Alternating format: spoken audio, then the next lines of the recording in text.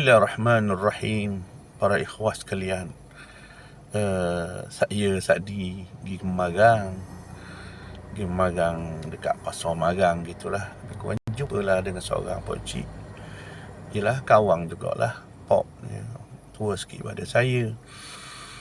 Saya tegur lah dia. Apa khabar? Buat baik. Kita teruskan kata. Molek sak. Saya kata molek apa benda pula. Oh, dia kata molek. Jadi maksud dia tu molek lah hak saya beri penerangan sebenarnya. Walaupun saya kritik lah PAS, saya kritik ulama-ulama PAS maknanya. Jadi rupanya ramai juga orang PAS sendiri pun setuju. Pasal benda tu salah. Kita main politik, main parti ni bukan belah lawan orang kafir macam zaman Nabi. Baca ayat-ayat Quran orang kafir letak kepada orang Islam, baca hadis-hadis letak kepada orang Islam, tu salah. Benda-benda kafir, benda munafik, benda lawan Islam, musuh Allah, tak boleh letak sesama Islam, tak boleh, haram. Ini konteks yang lain. Kita ni berada di konteks yang lain, bukan berada di zaman Nabi. Ceritalah zaman Nabi tu tak salah, tapi jangan ambil cerita zaman Nabi tu dalam teks hak zaman dulu letak dalam konteks sekarang ni, salah.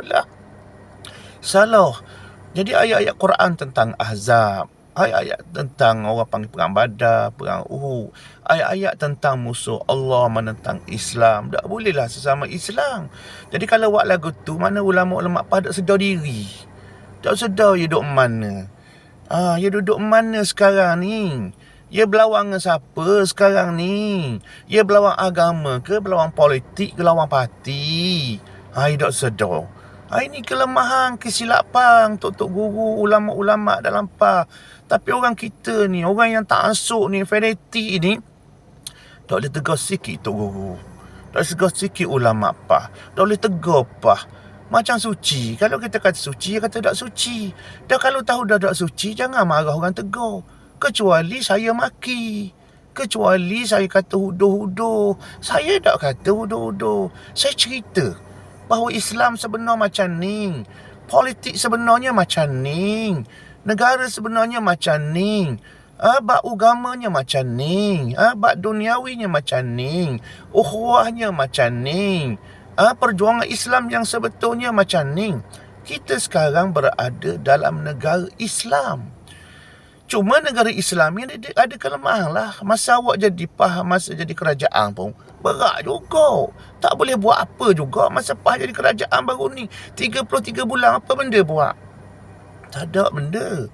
Yang ada dalam negara ni, yang disebut bank Islam ke, Allah menyelamatkan riba, dosa riba yang besar, orang lain buat. Anwar yang buat. Universiti Islam antarabangsa dunia mari belajar, Anwar yang buat. Amanah ikhtiar, orang lain buat. Sekolah-sekolah menutup aurat, saya tahun 70-an dulu pakai seluar pendek, pakai luar pendek. Pergi sekolah tahun 80 awal pakai luar pendek, orang puan tak ada pakai jilbab. Anwar naik, Anwar buat. Jadi bukan saya kata Anwar tu suci, dak. Kelemahannya mestilah ditolak, kesilapannya mestilah ditegur maknanya. Begitulah juga PAS. Bukan saya kata PAS ni kena keluar belakang orang, dak. Saya tak pernah suruh orang keluar PAS. Cuma saya kata cara faham kena buang. Fikrah PAS tu kena buang, tak boleh. Pahaman ni kena duduk di Palestin, duduk di Gaza, pergi perang ni no. Dah nak main balah. Duduk anggap orang lain akidah tak ada.